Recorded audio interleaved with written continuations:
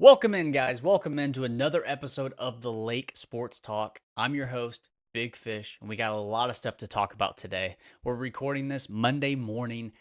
Week 1 is in the books. We have one game left to play, Minnesota, Chicago, for a big pivotal division matchup early in the year. What are we going to see out of J.J. McCarthy? What are we going to see out of Caleb Williams and that new look Chicago Bear offense with Ben Johnson? I don't know. We'll review that game tomorrow on the pod. Anyways, guys, you know how we like to start these off with a smash, stash, or pass quarterback edition. Then we're going to get into the biggest game of the week, Bills, Ravens, and talk about that ending. And then we're going to do a little segment I like to call I Said What, where we go back at some of our takes, sports bets that we gave out last week that were completely wrong. The worst ones, the worst takes that we had. And then also a segment I like to call Pump the Brakes. We just need to pump the brakes on some of these teams after week 1, guys. It's still really early in the season. There's a lot of unknowns out there. But then that will also lead into the championship funnel. Every week, there's a handful of teams, guys, that we can take out of the running to win the Super Bowl, and I call it the championship funnel. We give the benefit of the doubt to every single team, saying, before week 1, every team has the chance to win the Super Bowl, even though we all know that that's not correct. However, first time in the Lake history after week 1, we can take out 2 teams that we can guarantee are not going to win the Super Bowl. So that's coming up on the championship funnel. And then we'll review all the week 1 bets that we handed out in the Discord, all the wins and losses, guys. We are fully transparent. So let's get into it, guys. Without further ado, let's go.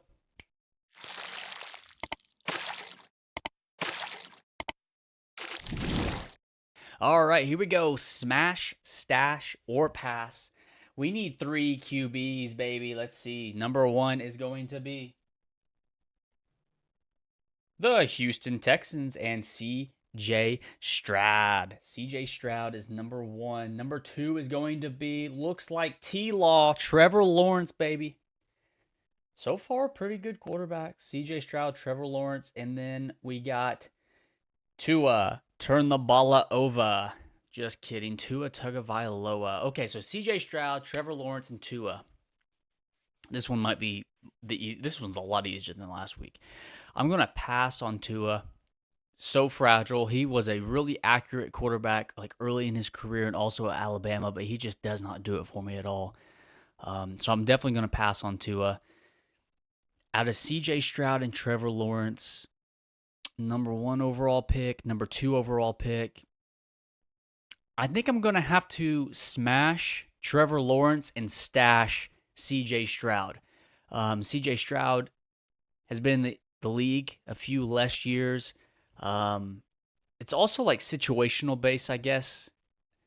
Jacksonville is kind of like a hot mess with head coaches, offensive coordinators. They have another rookie head coach this year, I believe, in Duval. Yeah, I think I'm definitely going to stash CJ Stroud. Last year he won a playoff game. Did he win a playoff game in his rookie year?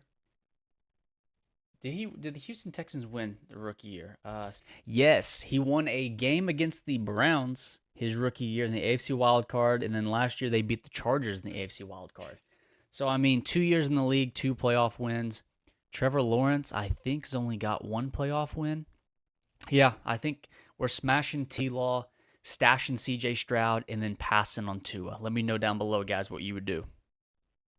Okay, Bills, Ravens. What a game that was, guys. What a game that was. Bills, Ravens. Let's bring up the box score here. I love referencing this. Love referencing this whenever we're talking about a specific game. Just a second. Let me get this brought up.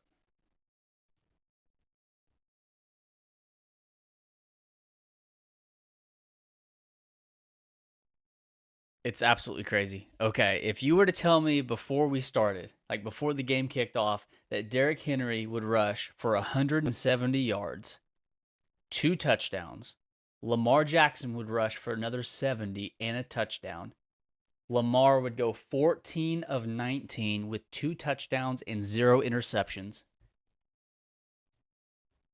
I would have said there's no way they lose that game, right? There's no way. And they put up 40 points. That's insane. If you guys don't know, the Bills won that game. That was absolutely insane. Crazy, crazy game. The ending, man, I feel so bad for Derrick Henry, but that was a hell of a play by Ed Oliver, stripping that ball out. Absolutely hell of a play. You just got to, man, fumbles are, some fumbles can be prevented. You put two hands on the ball, but then like those plays when the defender comes in with the helmet and puts the helmet right on the ball, it's like, how are you supposed to prevent that from happening? This one is a little bit different. If you go back and watch it, I think Henry could have prevented this if he would have really put it like in the breadbasket and covered it up with both hands. I mean, it's a split-second decision there. Like you can't put that all on Derrick Henry. That's just one of those like random freak things that happen. He's never had like a fumbling issue. Plus, after running for 170 and 2 touchdowns, like you can't really say he's the reason that they lost the game. That one play is probably the reason they lost that game, just because it gave the Bills the ball with the chance to tie, like right there, already deep in Ravens territory. However, guys, I think we just saw the preview for the AFC Championship game, and we'll get to that in the pump the brakes on the Chargers in just a bit. But I think if both of these teams can stay healthy, if both the Bills and the Ravens can stay healthy, I don't think anybody would push back on me saying one of those two teams should be representing the AFC in the Super Bowl. I mean, am I crazy for thinking that? I don't think so. Let me know down below in the comments what other team would give them a run for their money. And I guess we'll talk about that in the championship funnel.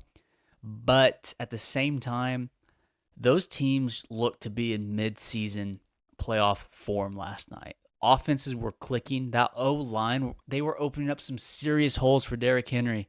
And if you even give you give Derrick Henry an inch, he's going to take a mile and just rip it off.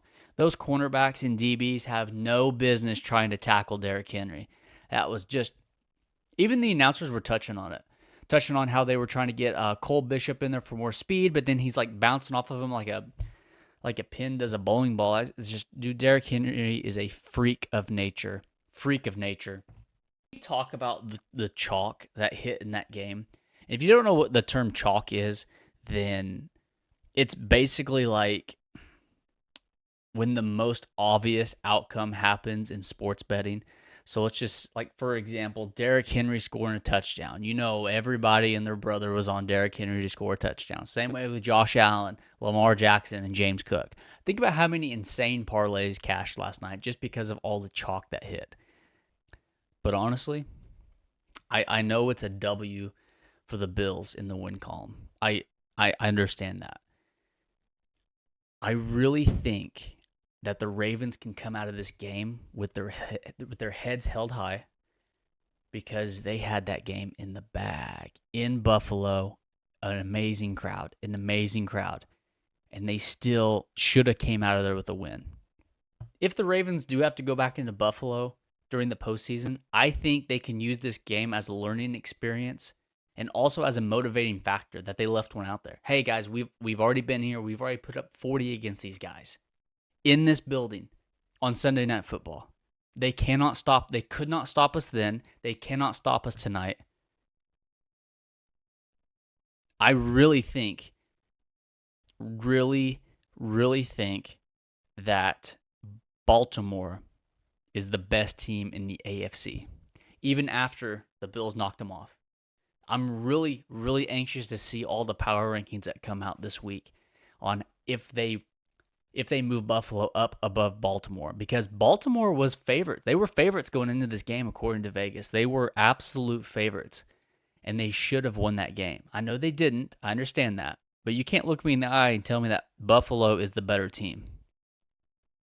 If you tell me right now Buffalo is the better team because they won, I don't think I could take you seriously. Don't think I can do that. But we'll get into my power rankings probably tomorrow after the Monday Night Football game. That's going to kind of shake up where I put the Vikings and the Bears. It really depends on how JJ McCarthy looks. Honest, like hand up, it does. That is the kind of the pivot point for me on my power rankings right now. So I do want to wait until after the Monday Night Football game before I release my updated rankings. But that Bills-Ravens game, man, if another game tops that game this year, this could be one of the best NFL seasons yet. That was such a good game. And what's crazy is like at no point did I think that the Bills were out of it. People in the fans were leaving the stadium early. I'm like, guys, it's a 15-point game here. If like the Bills can score and get a stop, I didn't even think about a turnover happening. That was the Bills scored and still had time left afterwards. It was crazy. Absolutely crazy. I'm actually probably going to go back and rewatch that whole fourth quarter after I get done doing this right here. Just, I could go on and on. I'm kind of still in shock that the Bills won that game. But crazy. 2 touchdowns, 170 yards, 70 yards on the ground for Lamar and a touchdown. Just crazy, man. Absolutely crazy. And that catch by D-Hop. Holy smokes, how did I not touch on that, man? D-Hop is so back. He's not going to be like a top 10 wide receiver, but he can still make one catch a game, and I believe that is exactly why Baltimore brought him in. So, hey, hats off to you, D-Hop. Hats off to you, man. Okay. New segment here on the Lake Sports Talk. I said what? That's right, guys. Last week, one of our sports bets that we gave out in the Discord was Miami beating Indianapolis. That may be the worst week 1 bet of our entire lives. That, dude, at no point did I think Miami could have won that game after like the first 2 minutes. They looked like dog water out there. There was no juice on either side of the ball. Danny Dimes was throwing and running all over them. Tua just looks lost out there. I don't know what's going on with Mike McDaniel. I would be shocked if he lasts the whole season based off of week 1. Now, obviously, they could bounce back in week 2. They have a in-division game against the Patriots, but that was just brutal. So, hey, hands up. Yes, I gave out Miami, but hey, you live and you learn. You win some, you lose some. At least I'm transparent about it, guys. I thought Miami would have gotten off to a really hot start this year like they do every September, and I really thought they were going to steal one there in Indy. But obviously, I was nowhere close to that one. So I said, what? The second topic I wanted to talk about. The second I said, what? Jamari Thrash over receiving yards for the Browns. Oh my gosh. I bet him over 16.5 receiving yards. I bet him 40 plus at plus 700. And I even sprinkled on him like at 80 plus at like plus 1200 for a free bet. Man, I really thought that he was going to be the primary target over the middle in like a slot form. I don't think he played a single like snap from the slot. They had Tillman running slot routes all day and Jerry Jeudy. That was a bad take on me. All the reporters out of Browns training camp was that Thrash added on weight and was like Randy Mossing people and some type shit all over the practice field. And he had one target late in the game for 6 yards. Like he was out there for a lot of snaps, mainly running plays though. But guys, where's it at? I wrote down this Fannin guy or whatever, this rookie tight end, guys, pick him up right now in your fantasy leagues. Njoku usage went down. Fannin's going up. Direct snaps to him, check downs, primary reads.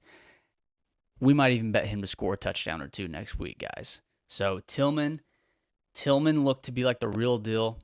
Jerry Jeudy, we all know he's the real deal. So I'm going to probably take a step back on Jamari Thrash. Probably not going to bet him for the rest of the season unless injuries, take place to those top 2 wide receivers. But yeah, hand up. I told everybody to bet Jamari Thrash over receiving yards. Guys, that's on me. I said what? Jamari Thrash over on receiving. All right, guys, pump the brakes. Everybody needs to take a deep breath, take a step back, reevaluate, and raise or lower some expectations going forward. I want to start off with 4 teams that lost in week 1 that we need to pump the brakes on before completely writing them off. Those 4 teams, the Lions, the Texans, the Chiefs, and the Patriots. I want to start with the Chiefs. Everybody's writing them off because they lost Xavier Worthy. Rashid Rice is suspended. But guys, it was in Brazil. Not easy to go overseas. actually overseas. It's down. Brazil's down low. Okay, it's not easy to go to a different country, continent, and play a football game. Let's pump the brakes on that. They still have Andy Reid and Patrick Mahomes. Let's pump the brakes on that, guys. They still have Travis Kelce. They got Hollywood Brown. They got Tyquan Thornton. Who's their other wide receivers that could step up? I don't know off the top of my head. They still got Spagnuolo on the defense. They got some young guys over there. They got Chris Jones. Pump the brakes, okay? Pump the brakes. The Detroit Lions took on a very good Green Bay Packers team that a lot of people are saying are the NFC favorites or are a really close number 2 behind the Philadelphia Eagles to represent the NFC in the Super Bowl.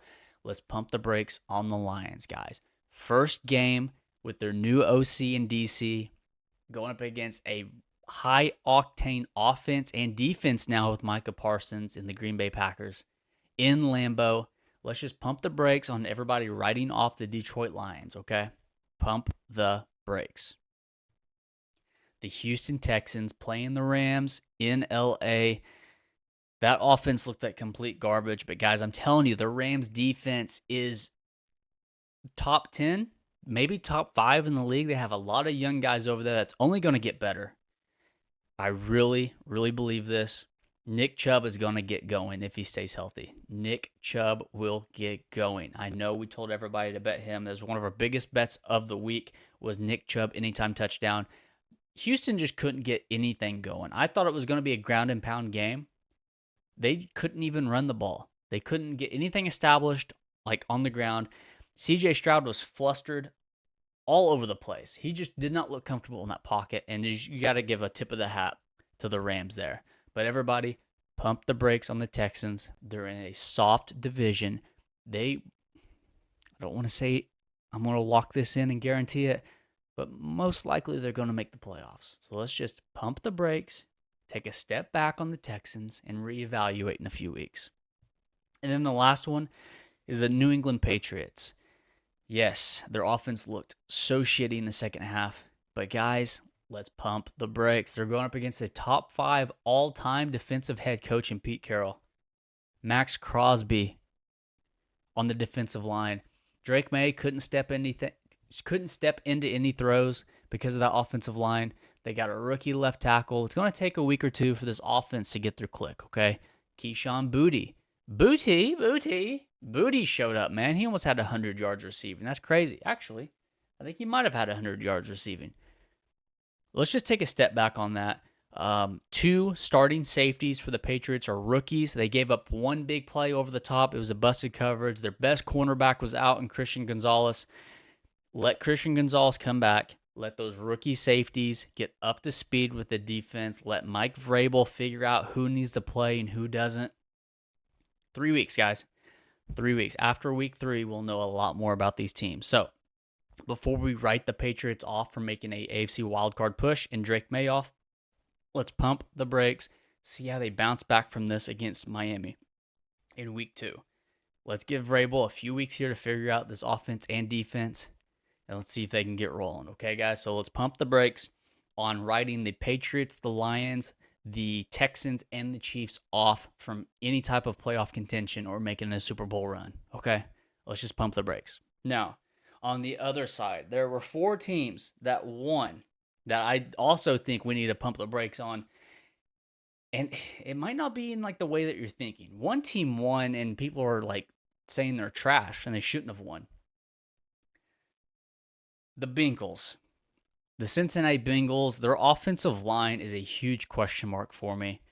And I'm going to be very, sorry, I'm sitting here playing with the rubber band. I don't know what I'm doing here, but the Cincinnati Bengals offensive line looked like dog water, trash. They gave up 3 sacks in a row. 3 plays, 3 sacks, almost a safety. It was ridiculous, garbage. Luckily, the Cleveland Brown kicker missed an extra point in a field goal, or else it would have been a tied game. And I really think that the Browns could have pulled that one off.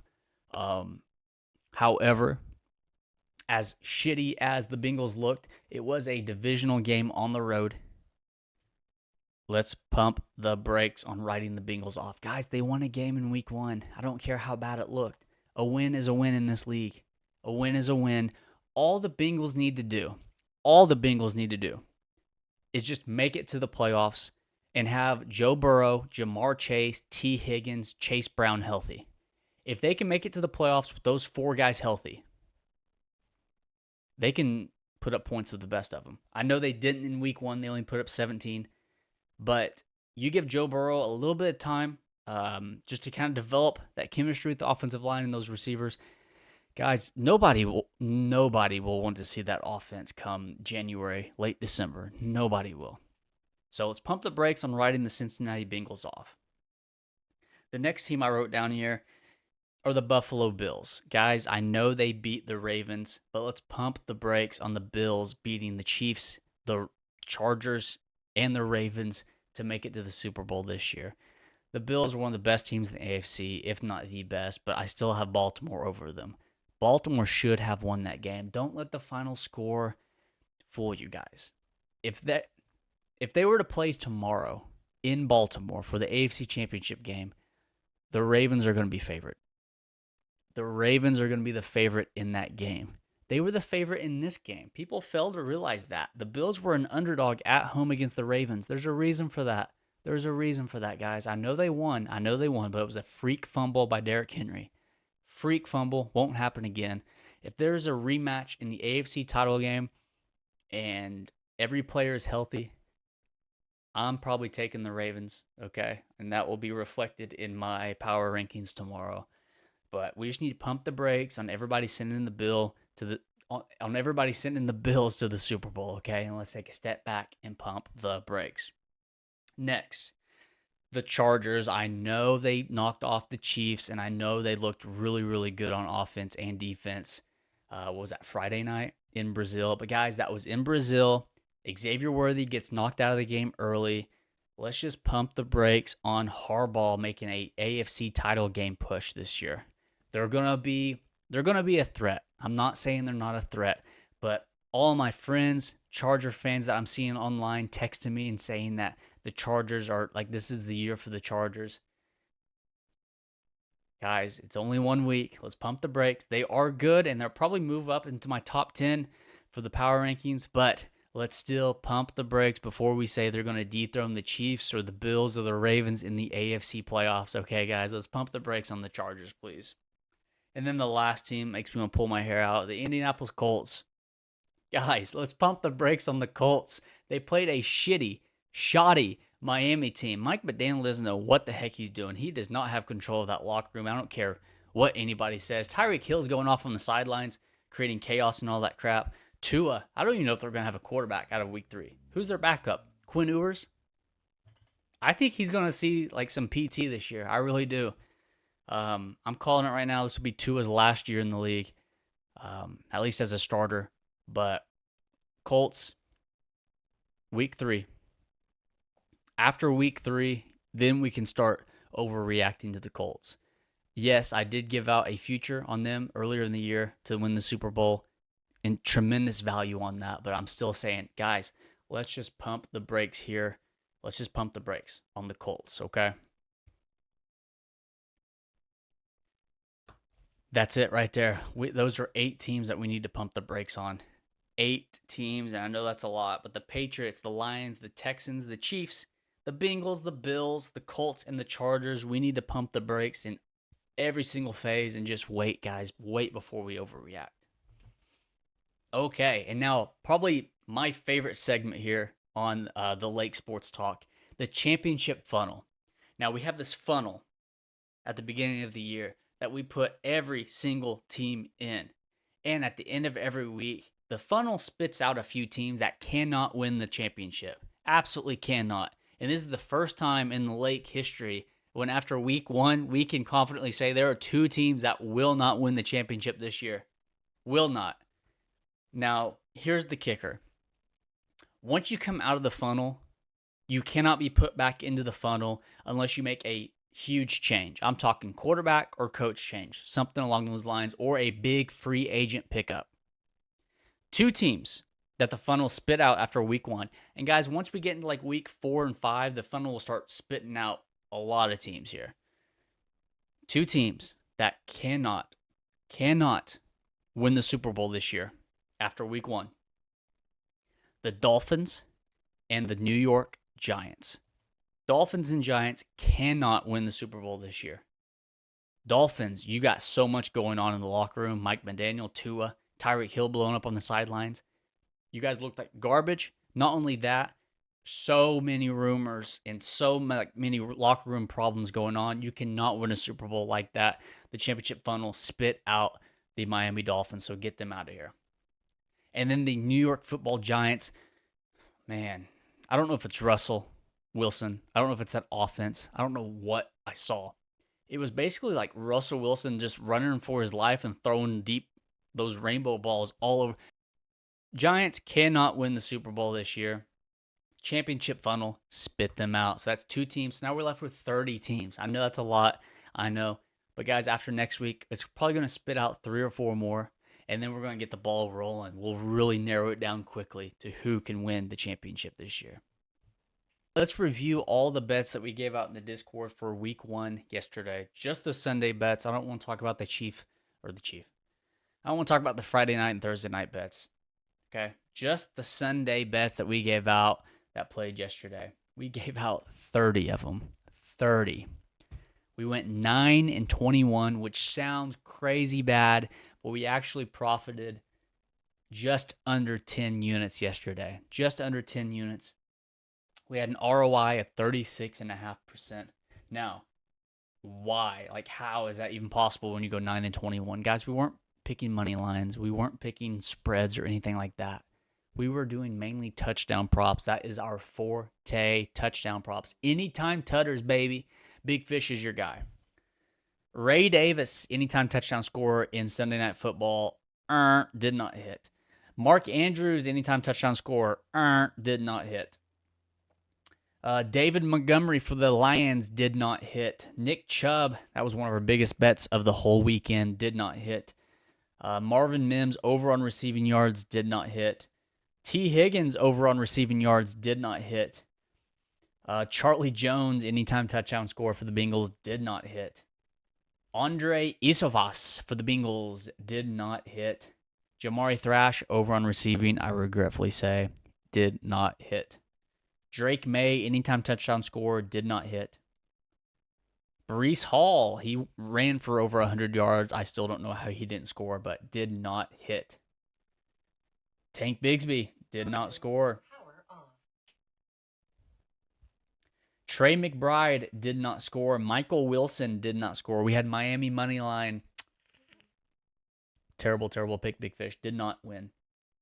But now let's get into the dubs. And we had some big dubs. Like I said, there's 9 of them. James Cook, anytime touchdown score in the plus money, came home for us. Derrick Henry, anytime touchdown score at -140, came home for us. And the biggest one, the weekend saver, baby. Dalton Kincaid, anytime touchdown score at +350. Our second biggest bet of the weekend came home for us. That right there alone profited us 10 units. So that was a really nice save.